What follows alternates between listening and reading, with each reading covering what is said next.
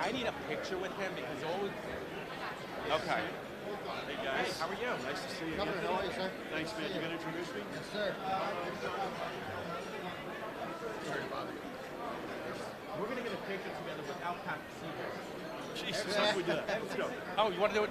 Here, Let's go. We're gonna do it real fast, though. Every single picture I have with you, Pat's in the way. I just had a birthday. Smiles. 81. Cheese. Yeah, yeah. She knows I'm down here. How are you? Every picture I have, my freedom. So now it's gonna be jealous. Now.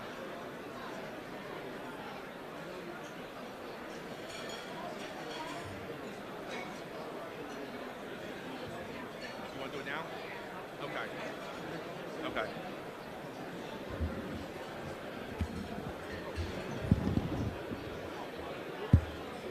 Oh.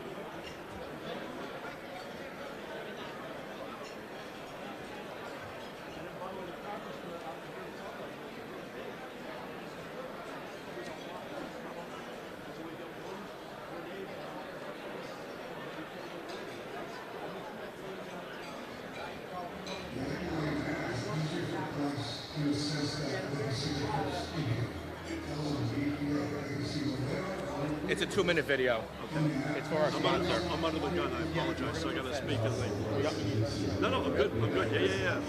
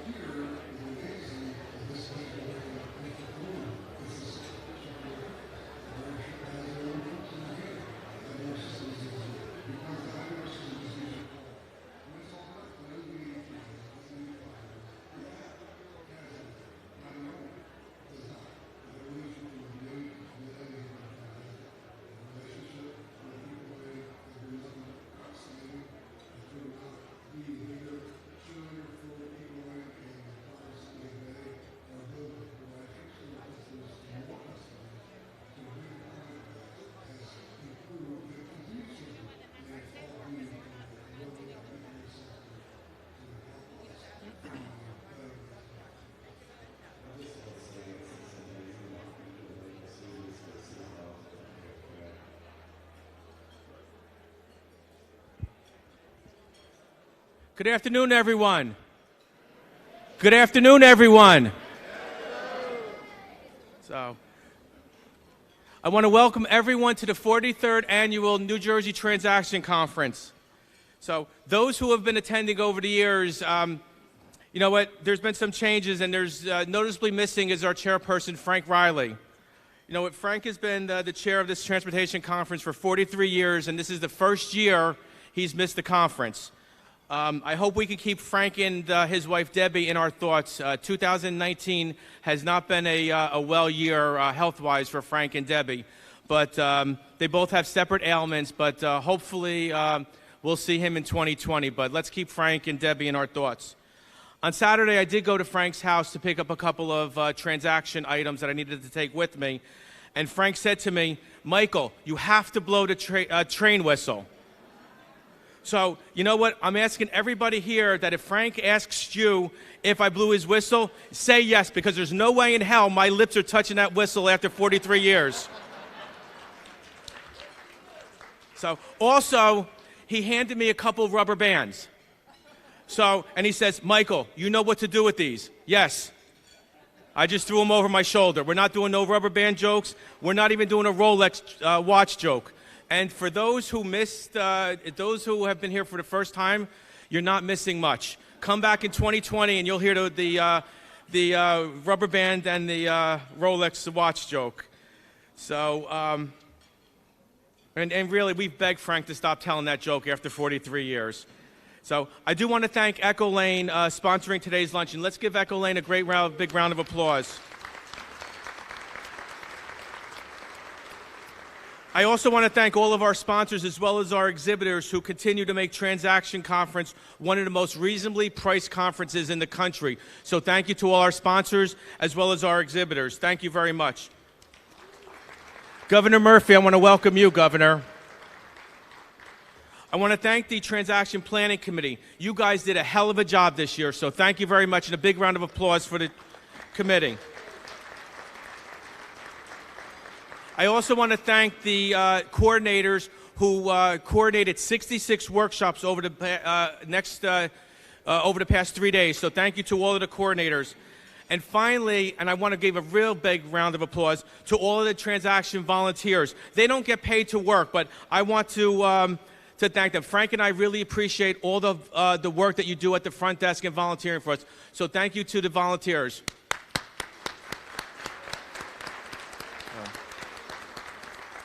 At this time, let me introduce the Master of Ceremonies, Anthony Atanasio.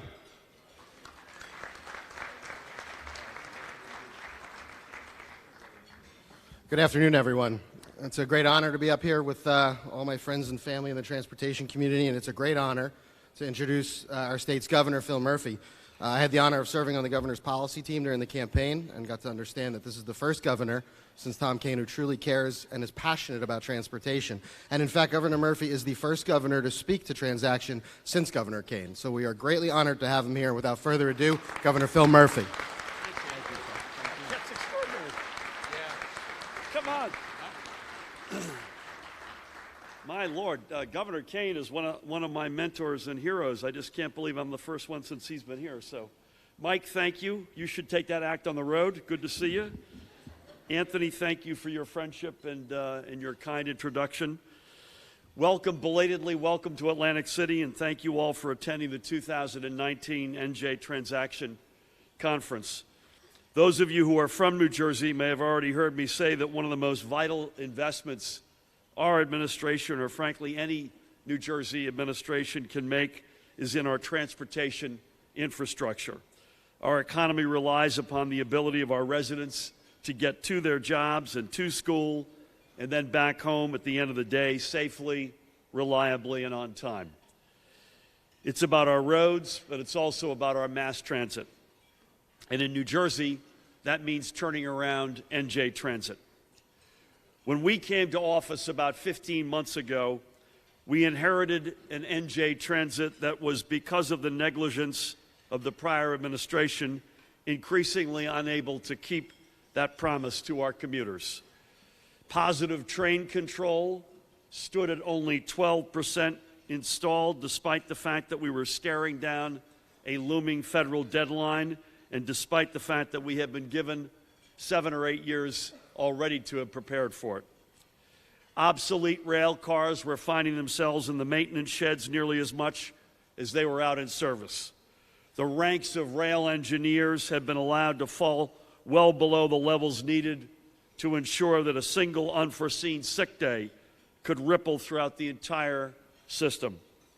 State budget assistance had been cut by as much in 1 year as 90%, and commuters were being forced to shoulder a series of fare hikes even as service continued to deteriorate. In fact, fares went up 36% in the last administration, and when I used to meet commuters, I'd ask them, is your commuting experience up 36%?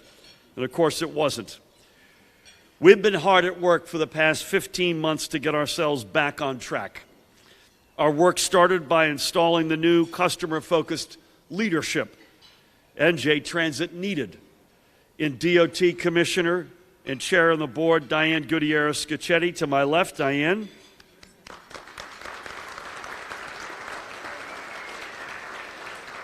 and NJ Transit Executive Director Kevin Corbett to her left.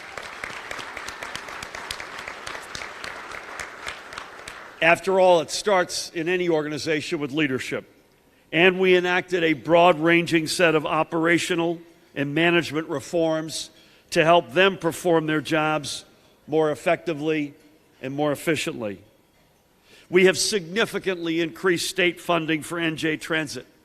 And our budget this year would not only increase our cash investment in the system, but prevent $75 million in diversions for operating expenses. For the second year in a row, assuming our budget as proposed is accepted, we're holding fares steady. We have ordered new rail cars and are taking delivery of new buses, essential to relieving overcrowding and improving reliability. We are soon to graduate the first of six new classes of rail engineers to get staffing levels back to where they should be. And Positive Train Control installation, despite all odds, met the federal deadline.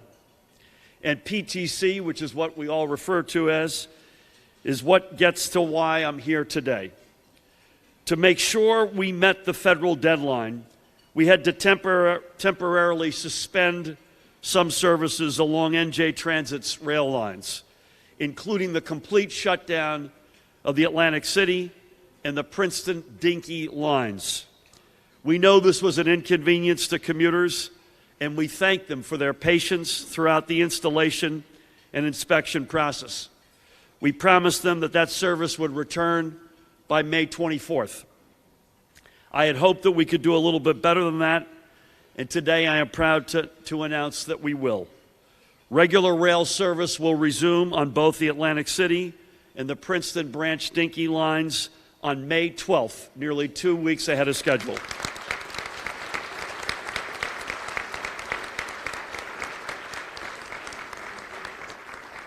Anthony, you didn't think I was going to come down here with bad news, right? This will ensure that our residents can get to work or to school with less stress and less inconvenience and a far greater level of safety. Riders in Princeton will find that they're back to Dinky service as usual. But importantly, and this is as important if not more so, riders here in Atlantic City will find an improved schedule that was built in response to their needs and to the feedback of employers and elected officials, and which will significantly reduce wait times between trains. In the morning, NJ Transit will be adding a second rush hour train to Philadelphia, creating a new option for riders and closing a gap in service that all too often left commuters who may have been just a minute or two late for their train to sit trackside in frustration for 2 hours or more until the next one showed up and then get to work late. With 3 trains now arriving in Philadelphia before 9 a.m. instead of 2, and 5 trains pulling into 30th Street Station before noon, and all of that with reduced wait times in between each of them, I am proud that we'll be delivering more convenient service that meets the day-to-day needs of South Jersey's commuters.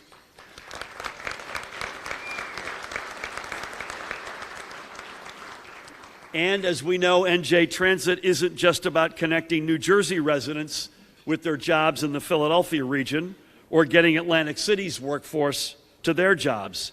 It's also about connecting Philadelphia and the eastern part of Pennsylvania residents with the attractions here in Atlantic City and up and down the entire shore. So there's that added importance to getting this line in particular fully operational leading up to the long Memorial Day weekend. I recognize the challenges and frustrations that commuters have endured over the past months. I thank them for their patience. I am proud that Kevin and his team, with Diane's enormous help, have worked hard to make sure they didn't have to wait a day longer than they had to. Our work to rebuild NJ Transit is born from the recognition that we are blessed with one of the most advantageous locations of any state in America. We are, in fact, the densest state in America. Moving people and things around is not of passing interest. It is existential to the economic vitality of our state. but we can't take full advantage of our location without safe, reliable, modern rail and mass transit. Our commitment is getting NJ Transit not just back up to par, but to where we know it can be, a model transit agency and the turnaround story of the New Jersey turnaround. It won't happen overnight or even in many cases this year, but through our continued investment in NJ Transit's great people and infrastructure, I know that we will get there. Living up to our promise to the commuters in Atlantic City and Princeton is just another step in that right direction. Again, I thank you all for being here today. I wish I could stay with you. I can't. I wish you all the best for a continuing productive conference and look forward to our continued work to deliver much more good news to New Jersey commuters. With that, I'll turn the program back to Anthony. Thank you all. Thanks, Michael. Thank you very much. Take care, man.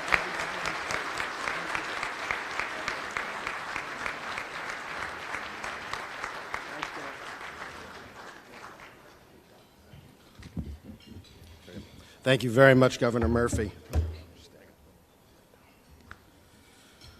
Okay, that was a last-minute addition and a very grateful one, I know, because it's always good to get good news with transportation. So now we'll get to the formal program. So once again, thank you all for being here for this wonderful, wonderful transaction conference. My name is Anthony Atanasio. I'm the president of Hawk Strategies.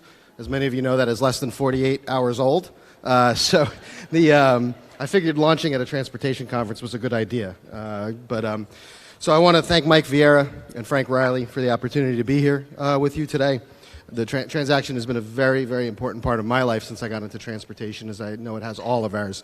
I can't thank Frank and Mike enough for what they do for the transportation community every year. So let's hear it for Transaction and the whole team that puts us together.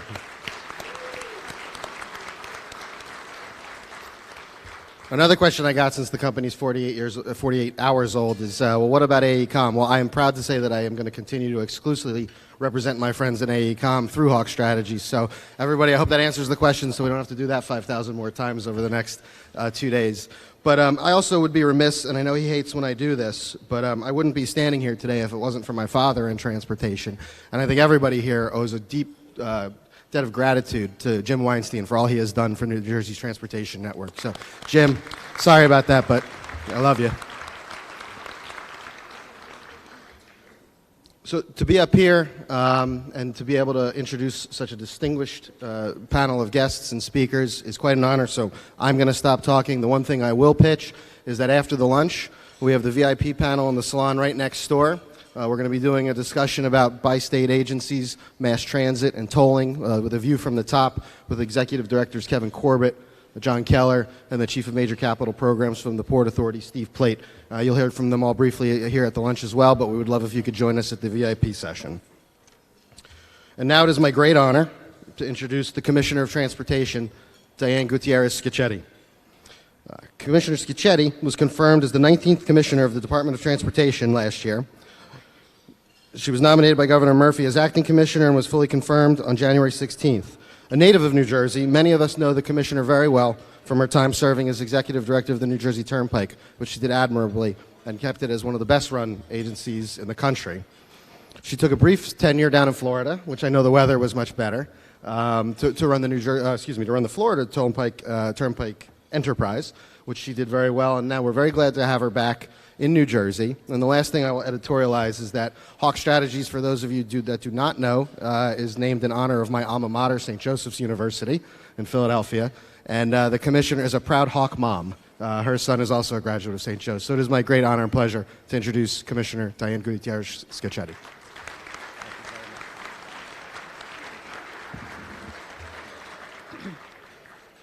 So let me start out by saying, any of you who know the Hawks, their colors are somewhat red and gray, sometimes red and black. That's not why I'm wearing this today. It just happened to be what I pulled out of the closet, so forgive me.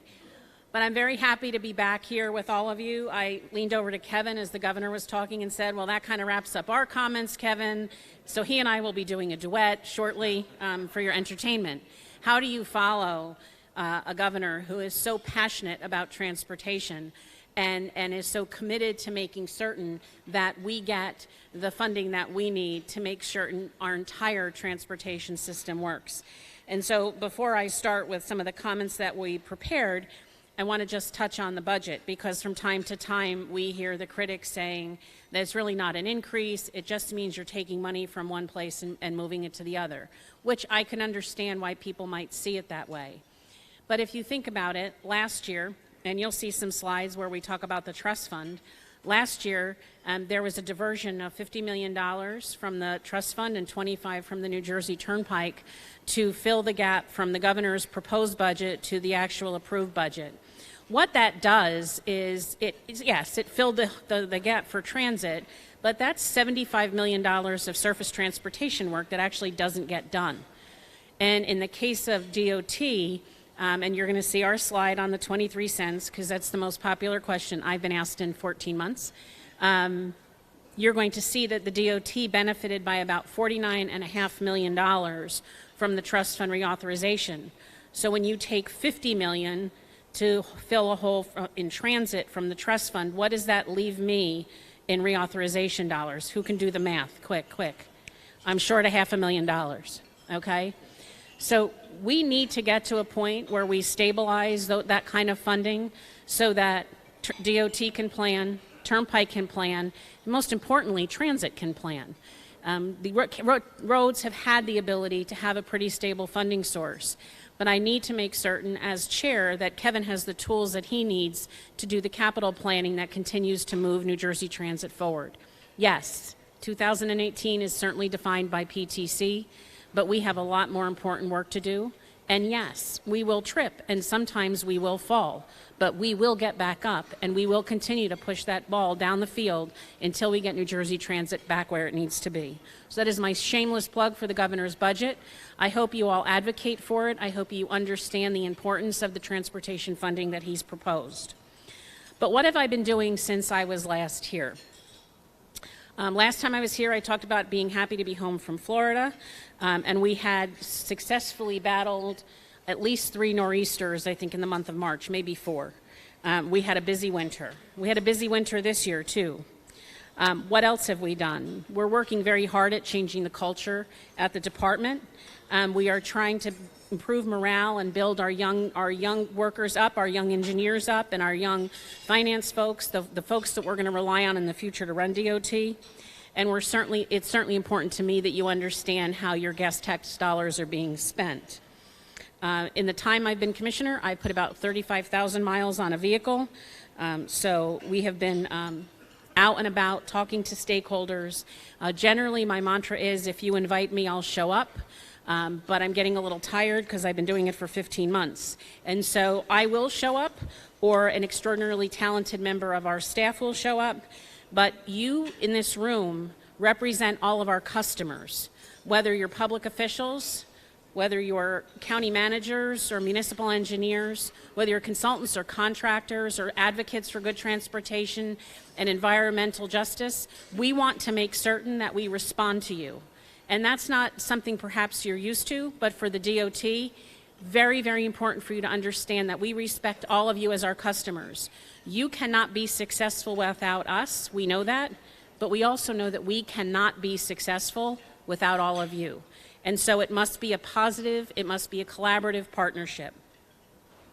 But we're going to put up a slide because I said the most typical question I get wherever I go is, you raise the gas tax by 23 cents and I haven't seen any work. And believe me, I read every piece of correspondence that comes in that's addressed to me, and it's pretty routine. I will tell you I read some of the Facebook posts, but I do not read the comments. So just because I'm much safer that way. But anyway, if I could get that first slide up. It's up there. Is it up? Okay, I can't see it from here, so I'm going to talk from my paper, so forgive me if I'm looking down. But what we're showing you is what happened in 17 versus what happened in 18 and the net gains. And it's important for me to make sure you understand in the nicest of ways that the DOT is very happy with where we are, but the vast majority of your 23 cents went to local aid, and shortly after that, although the percentage is high and the dollar is low, rail freight. New Jersey Transit benefited from it and the department benefited from it, but I don't think to the extent that people understand. So if you look down, I'm going to put it, kind of summarize it for you. We have done 2 rounds of municipal aid awards. That's $860 million that has been pumped into the counties and municipalities since last fall. So many of you know last fall was our first set of awards. We just completed our fiscal 19 awards.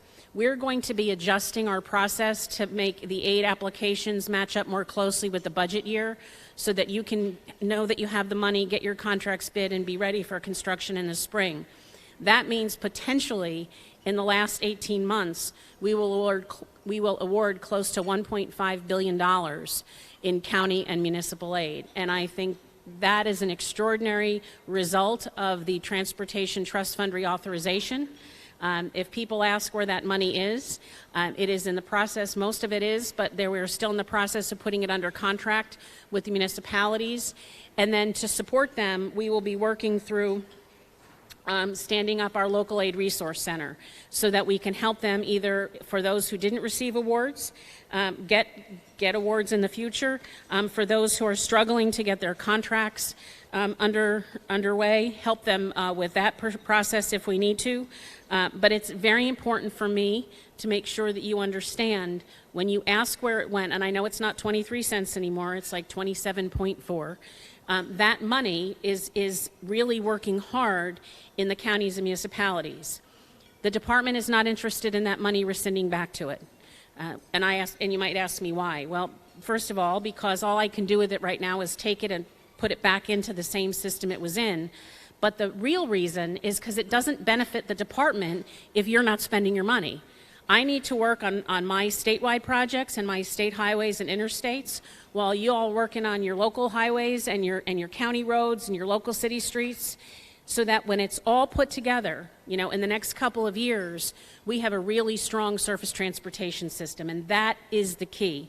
And I'm going to call him out because I just love to, but Mayor Picolicki from Woodbine, any of you, he can stand up, because if any of you do not know how to spend your local aid money, apply for it and get it, you need to go and see him.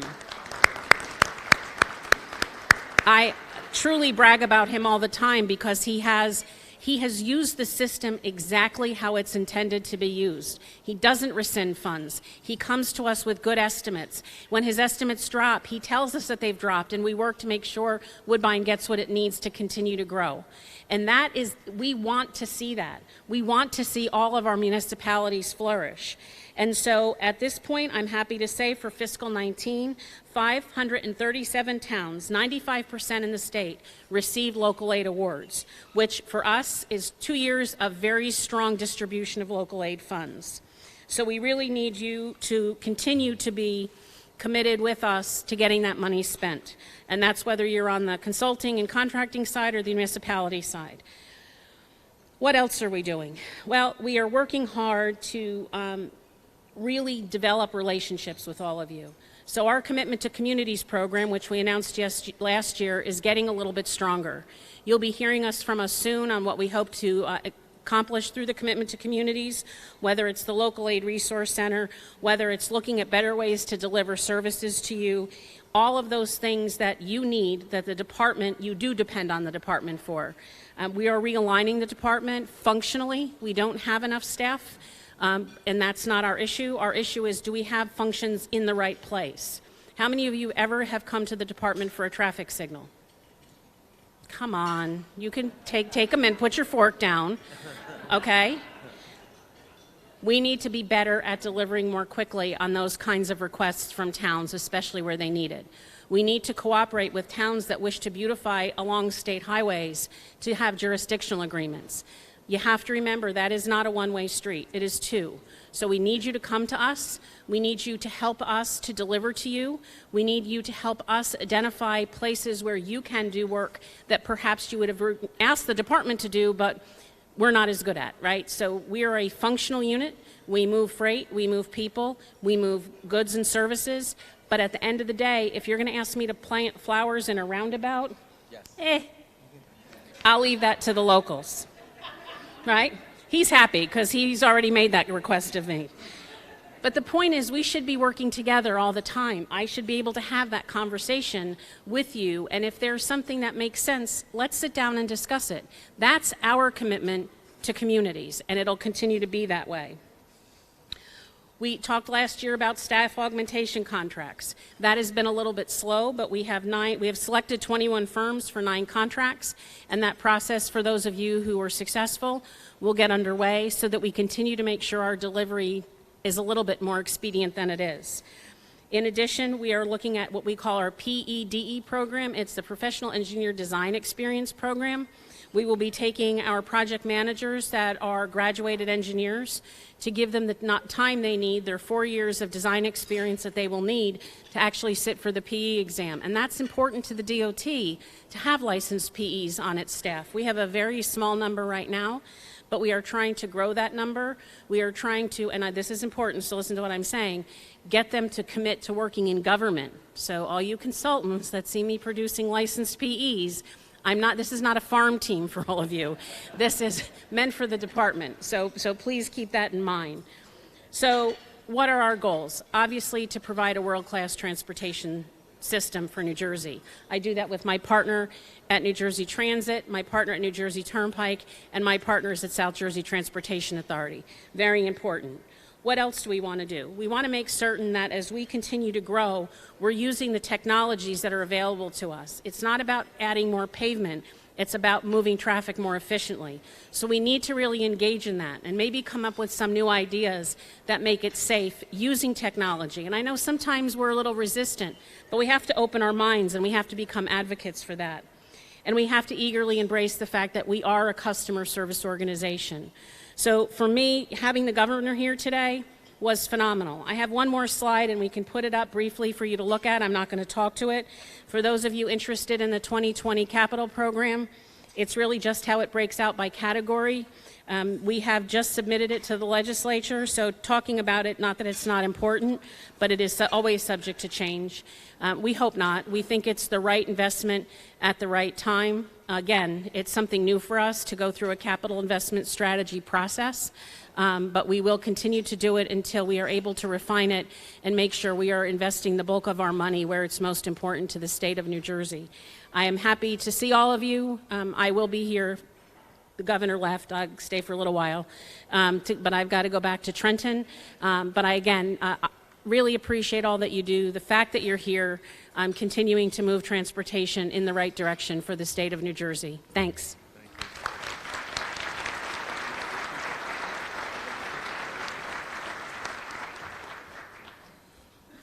Thank you so much, Commissioner.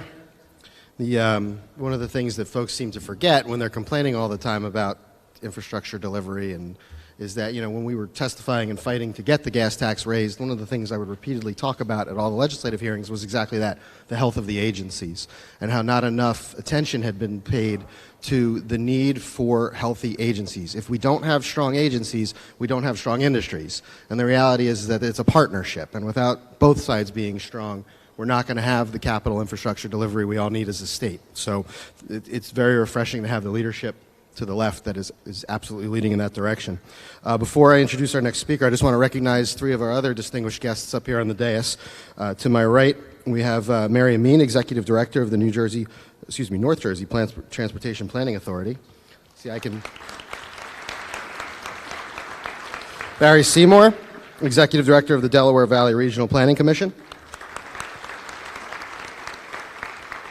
And Jennifer Marandino, Executive Director of the South Jersey Transportation Planning Organization.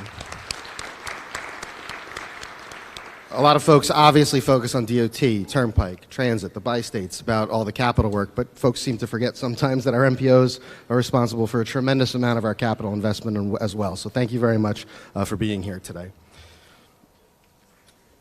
Next, I'd like to introduce a very good friend of mine. Kevin and I met last year working on the governor's transportation policy team. We quickly became friends, And he started seeking my advice, and I said, my friend, you're becoming the executive director of New Jersey Transit. There's only so much I can give you. I can give you prayers, I can give you love, I can give you support. But I am very proud to say that Kevin has exceeded expectations. And folks obviously talk about service, and service is something that we see every day and the commuters feel every day. But what they're not seeing and what they're not feeling is what's happening at Transit, which is the miraculous delivery of PTC by its deadline. It really was miraculous what was done. There's a great chart that they have that shows what the previous 7 years were, or 6 years, and then last year, all the progress that was made in 1 year, and that should not be lost. And the reality is that transit in the last administration was obviously not a nurtured and loved child, so it takes time. Thankfully, we're all transportation professionals, so we typically tend to have some patience and a longer view on things. So as a friend of the agency and of Kevin, I would ask you to please give him a little more time, and the commissioner and all, and they will continue to improve the state of affairs. Now, briefly on Kevin's background. Kevin was appointed Executive Director of New Jersey Transit on February 14th of 2018. As Executive Director, Mr. Corbett leads the nation's largest statewide public transportation agency, providing more than 944,000 weekday trips on 252 bus routes, 3 light rail lines, 12 commuter lines, and the agency's Access Link and paratransit service. Mr. Corbett is a respected and accomplished professional, previously serving as Vice President at AECOM, a small engineering firm that some of us have worked for, one of the world's premier transportation and infrastructure companies. In that role, Mr. Corbett drew on the extensive resources from across AECOM's various business lines to provide optimal solutions for AECOM's clients. And also equally important to his role is not just his time in that organization, but he was also the Chief Operating Officer and Executive Vice President of the Empire State Development Corporation across the river, and Executive Deputy Commissioner of the Department of Economic Development. So Kevin has a long history of investment and delivery, and we're very grateful to have him leading New Jersey Transit. Without further ado, Executive Director Kevin Corbett.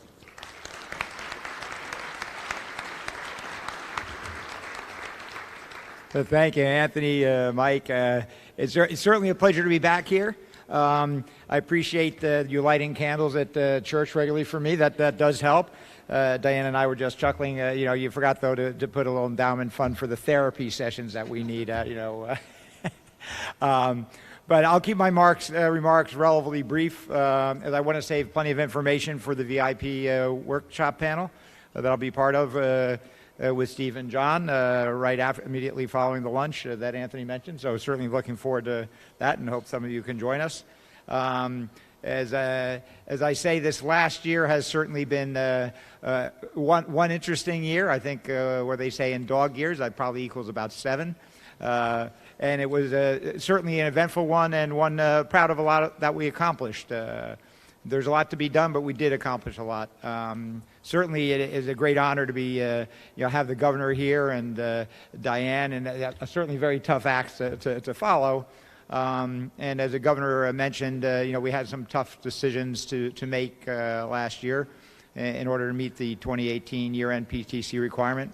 And I have to say, none was tougher than having to temporarily suspend service on the Atlantic City Rail Line and the Princeton-Dinky. So I can't think of a better place to be today with the governor and Diane announcing that we're moving up the date from May 24th to Sunday, May 12th. In response to customer feedback at the information sessions that I had attended at Atlantic City Rail Terminal, Lindenwold, and Cherry Hill, we also made adjustments to the schedule that the governor referred to, which really helps fill the gaps of arrival at Philadelphia 33 station and really balance the morning rush hour a lot better. So if people wonder, we are listening, and we really are, and that kind of input, those kind of sessions are valuable. And I do want to thank all our AC customers and Princeton customers for their patience and understanding, which allowed us to successfully meet the PTC interim milestones.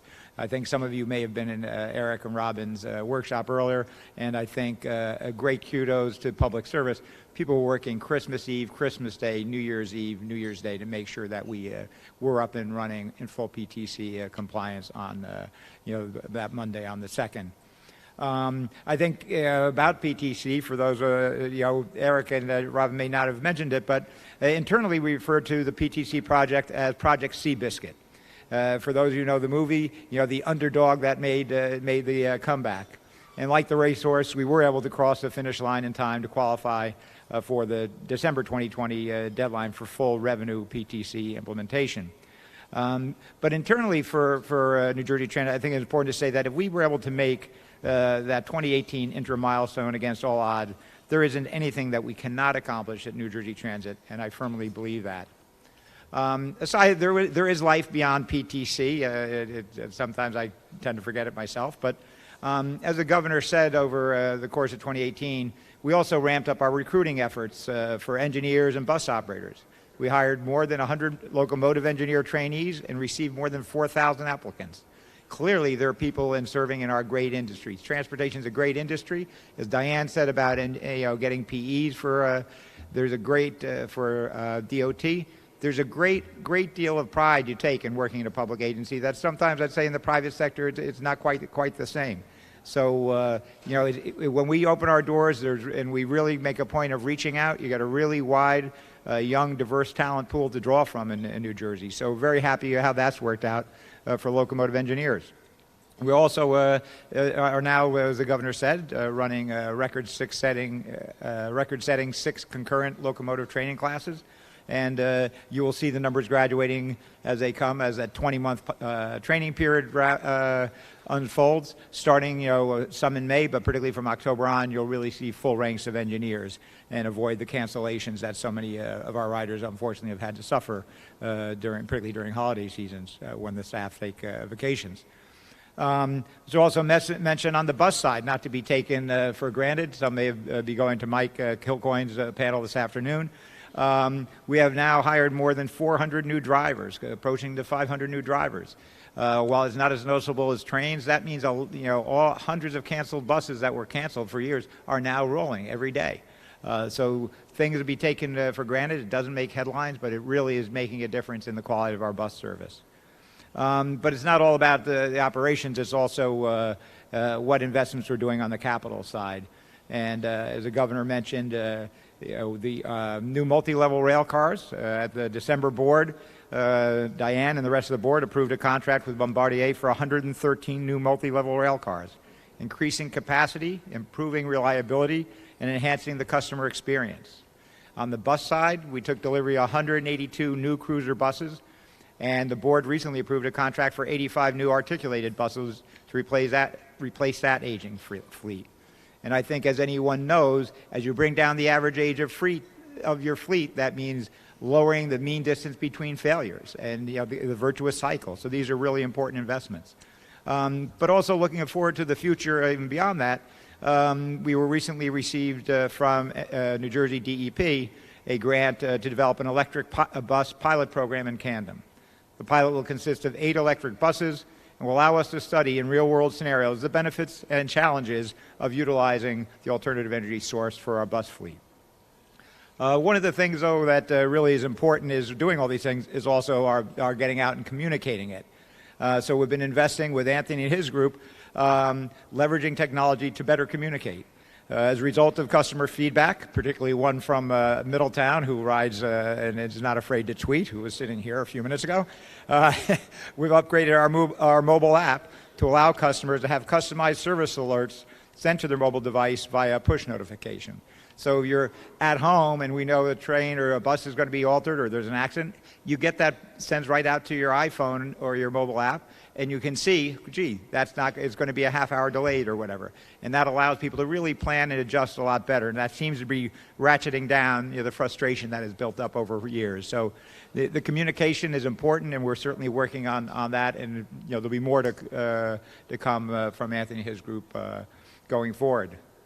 One of the things as far as we talk about is rebuilding infrastructure, but it's also important to rebuild our relations. And I would say in the last year we spent a lot of time repairing our relationship and partnership with Amtrak, and certainly strengthening our relation with SEPTA. They're great partners, and we needed to work together to restore our collective territories.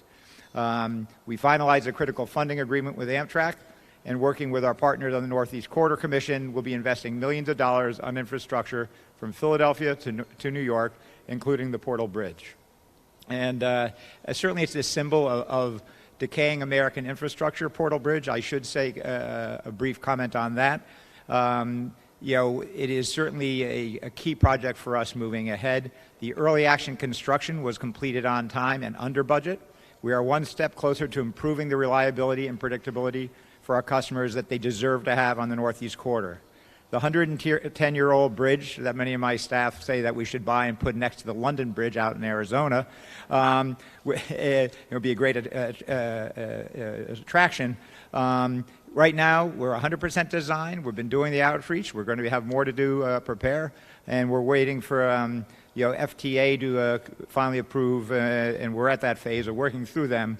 You may have heard that it got a medium-low rating on the financial side, not the technical, but we're working with them to strengthen the financial side so that we will be able to go ahead with that. And I see Steve Goodman from the FTA, a great partner, nodding his head. So, Steve, we intend to keep you very busy in a few months. Lastly, I think it's worth to touch on resiliency. Certainly, if there's ever a place you see it is when you're driving out to Atlantic City and you realize the impact and certainly the lessons we learned from Superstorm Sandy. I won't go to all those details. We can talk more in a bit. But I would say that the focus was on three aspects: immediate repairs, long-term recovery, and then resiliency.